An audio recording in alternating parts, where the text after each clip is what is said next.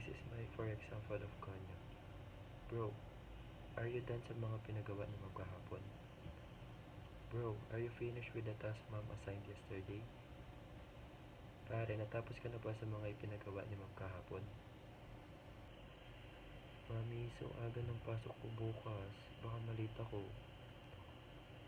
Mami, I have an early class tomorrow. I might be late. Mama, ang aga ng pasok ko bukas. Baka mahuli ako. Kuya, I want to laro basketball. Can we play mamaya?